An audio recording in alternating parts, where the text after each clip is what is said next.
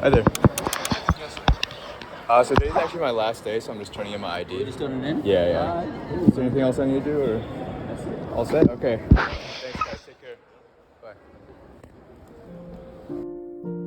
February 14th, Valentine's Day. On this day, I handed in my badge and walked out of my office for the last time. Funny enough, it was 3 years earlier on this exact day where I stepped out of my office for the first time, only it was after finishing my internship interview, which would eventually lead me to getting my full-time job. I still remember when I first got that call that I received my internship. I felt like I was on top of the world, like I had just won the lottery. And best of all, I felt that all those days and nights of writing and sending out cover letters and resumes, networking and studying had finally paid off. But naturally, that period of euphoria didn't last, and as I settled into the routine of my new job, I began to take a hard look at my career and long-term plan. Now that I seemingly got into the company of my dreams, I began to think, what do I really hope to gain from my career and want to pursue in life? And is this job a step in the right direction? After about a year of pondering these questions, I finally decided that I needed a change in my life, to verge off what I once thought was the set course and to take a risk in my career. One that would hopefully lead me closer to what I want out of life, but also to discover what's possible out there. So I quit. Now, it's not every day that you get to be unemployed, so I wanted to do something that I couldn't do very often: travel. But where would I go? The place that immediately came to mind was Los Angeles. I had gone there twice when I was a kid, and I remember really liking it. I also have always wanted to go to the Joshua Tree National Park and to take some cool photos and be out in nature. But most of all, I wanted to go out to somewhere isolated where I could do some thinking.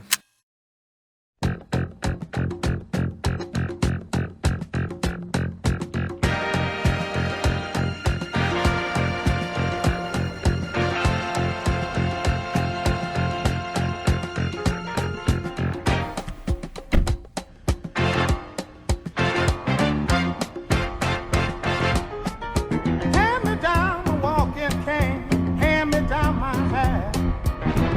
Ever since I opened my first brokerage account about 3 years ago and I began following and learning about the financial markets, finance has always fascinated me. And for the next several years of my life, I would dedicate most of my time at school and my entire professional career thus far towards studying this industry. And this would eventually lead me to working at one of the most renowned financial institutions in the world. But somewhere inside me, laying dormant, was another passion of mine. One that was born out of picking up my family's camcorder in middle school and making videos and short films with my family and friends. But this dream of one day making feature films was overrun by the need to support myself financially. And with the frustration of working odd jobs throughout college, I now had my sights set on the realm of the financial markets, where the winners of this game could harness the power of money to generate more money, seemingly conjuring it out of thin air. And that's what I turned my aspirations towards, to learning how success in this industry can be achieved. However, despite my life barreling in an entirely new direction now, my love of films and filmmaking has never quite left. But recently, now that I'm in a better place financially and I'm almost 2 years out of college,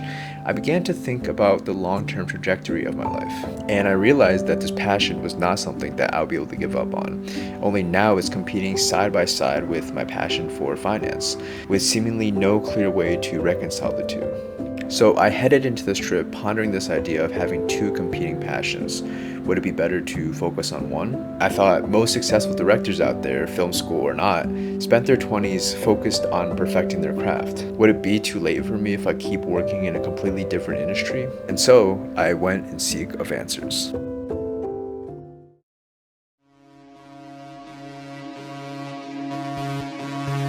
As life would have it, I met two strangers that would help me answer my questions. I initially spent a day in the city, and the next morning I drove out to Joshua Tree, California, home of the Joshua Tree National Park.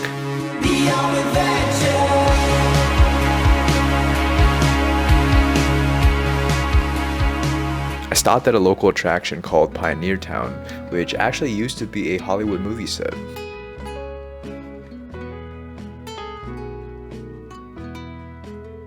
After exploring for a bit, I continued on the road to my Airbnb, which I had booked for the next 2 nights. When I arrived at the Airbnb, I met the host, who turned out to be a filmmaker, one that had graduated from one of the most prestigious film schools in the world. We got to talking and he told me about his past projects and a documentary he recently created. He was about 10 years or so older than me and had made a living doing film since graduation. So I asked him, if you could go back, what would you do differently? His answer surprised me. He told me that a crucial mistake that he made was underestimating how much money movies would cost him to make, and that most people who succeed in this industry either have talent or money, both of which are hard to come by, but everyone seems to think that they have the talent, so they don't think they need the money. This really wasn't the advice I was expecting. It was almost too pragmatic.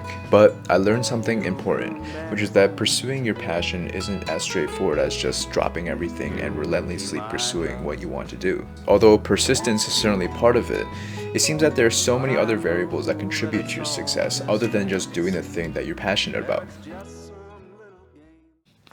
Morning guys, day 2 in Joshua Tree. Last night was pretty rough to say the least. I drove up to a place called Keys View, which had a scenic view of the valley and the park, but the winds were incredibly strong, so I got some pictures and videos, watched the sunset for a little bit, and I had to leave because it was just way too cold.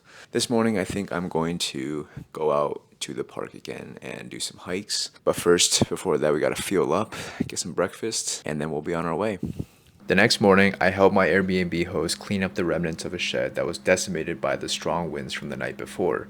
And afterwards, I headed into the park.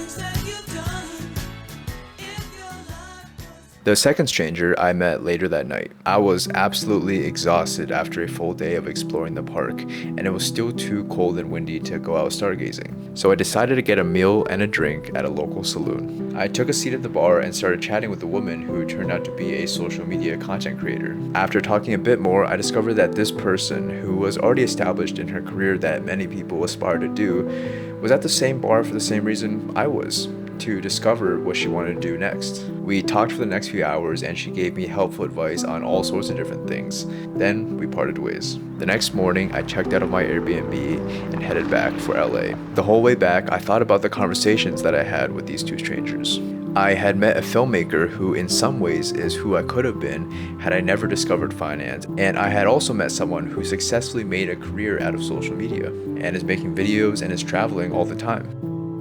Yet, I discovered that the grass isn't necessarily greener on the other side. These people who devoted their lives to their passions still didn't have it all figured out and still faced regrets, which is comforting yet terrifying at the same time. Comforting in that maybe I didn't necessarily make the wrong choice or take the wrong path, but also terrifying in that if following your passion isn't the answer, then what is?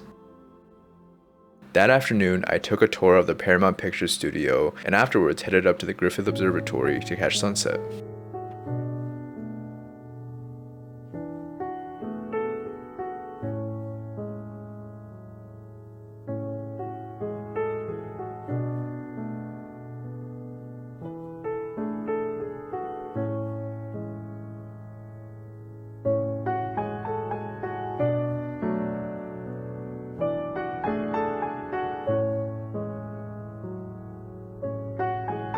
I explored the observatory for a bit, got dinner, and ended the night with some pool because the hostel I was staying at luckily had a table.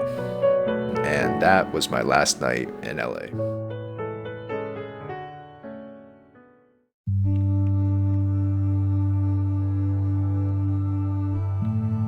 So you're probably wondering why I quit. And unfortunately, I can't give you a Hollywood tale of a brave young artist who risked everything to pursue his dreams. My reason is a bit more complicated than that. Essentially, I received an opportunity, a job offer, and I deemed that this opportunity would allow me to learn what I sought to learn about finance faster than I could at my old role, and could potentially allow me to reach the goals I have in finance sooner. So I took the job. So no, I didn't leave the finance industry, which is probably the dramatic answer that you were expecting. But I think if there's anything that I've learned from this trip, it's that siloing yourself in one field or discipline doesn't necessarily guarantee that you'll be fulfilled, and you may want to alter course later in life. In my albeit short time of studying finance and risk, one thing I've learned is that we as humans tend to underestimate the range of outcomes that are possible. And I think that's not only true in the financial markets, but in life as well.